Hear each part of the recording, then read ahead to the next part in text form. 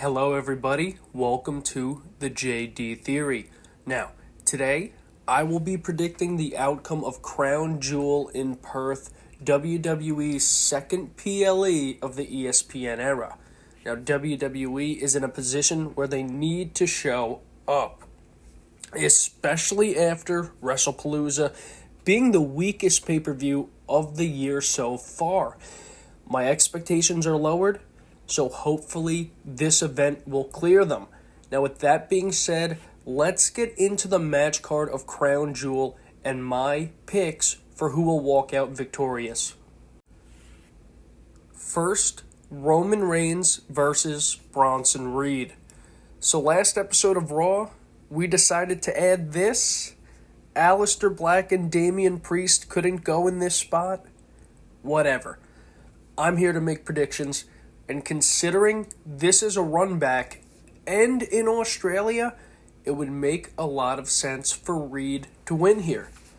But I'd be a fool to go against Roman in any pay-per-view. Even though Roman won their first encounter, they had Reed look strong at the end. I think Roman wins and looks strong through and through for their second and final match. At least I assume this is the final match in their saga. Also, WWE has a tendency of making one Vision member lose while elevating another on the card. It's WWE's way of saying it balances out.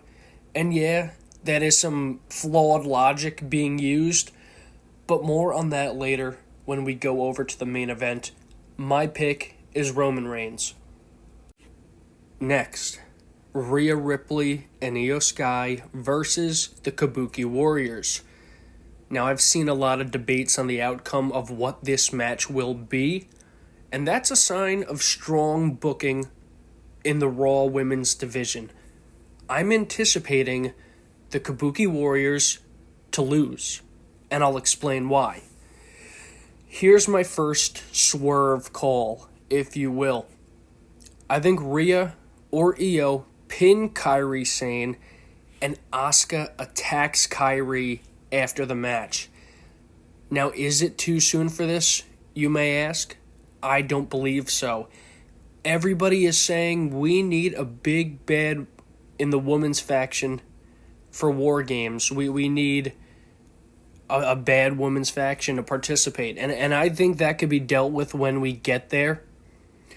Because a much bigger void, in my opinion, is having no big bad final boss in the women's main event scene. So forget about War Games. We have Liv Morgan out. We have Naomi out. Somebody needs to fill the hole that is a solo star. And Asuka can be that big bad. Take her out of the tag team. Make her the biggest singles heel.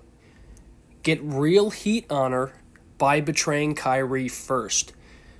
Now, Asuka, this is how I picture it. Asuka is so disappointed by Kairi's lack of performance and costing them the match that she blows the mist at her own partner.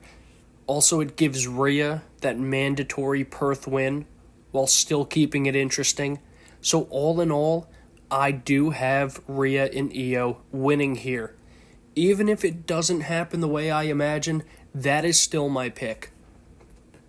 Now, Tiffany Stratton and Stephanie Vaquer. A true champion versus champion matchup we got. Tiffany, she has been booked incredibly strong as a champion this year, being the longest reigning current champion across the whole company. Even with that being said, Stephanie is hot right now. I believe WWE would be doing her a disservice to have her lose the first match she's had since obtaining the belt. I think we can start to crack the armor on Stratton. This loss could escalate to her losing to the next challenger, that likely being Julia. Heck, even if she is successful against Julia in their upcoming feud that's been hinting at, now there's stakes. Giving Stratton a feeling of beatability right now can spice up her year end considerably. As for Vaquer, her winning feels important right now. Give her the nod. Have her build a resume as champion and let La Primera be a superstar. Steph is my pick, and I'm locking in on it. And finally, Cody Rhodes versus Seth Rollins, our main event matchup. Cody and Seth, what a great build. The history is there, the in-ring is there, the accolades are there, but only one walks out the Crown Jewel champion, and I believe it will be Seth Rollins. They're telling the story of how Seth has never beaten Cody, and what a better place for it to happen than Crown Jewel. Seth needs to look like a strong faction leader. Cody won Crown Jewel last year already, and a loss here, it doesn't hurt Cody that bad. Seth can win dirty a million different ways. Whether that be, the Vision, Paul Heyman himself, maybe even Becky Lynch, maybe Brock Lesnar. But there's a lot of possibilities, and I feel like Seth's reign right now is more important. Yes, Cody is the face of the company, but that's really the only reason he's even holding the belt, for the accolades. But Cody, he could always win the title back because he's a trusted face of the company. Seth is in a movement right now. He needs to get this plot with the Vision over, and I mean fully over. We need the progression in this story. So there you have it. My pick, Seth Rollins, for the main event of Crown Jewel, Perth, Australia.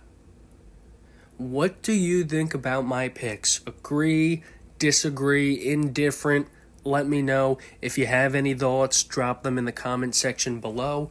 Like the video if you've enjoyed as well. Thank you. It's been a pleasure. Let's keep our fingers crossed that Crown Jewel tops WrestlePalooza. And also anticipate my Crown Jewel grading / rating episode as well. Should be out next week. I'll aim for Monday. And tomorrow, you can expect the NWA Power episode. Thank you for tuning in. Bye-bye.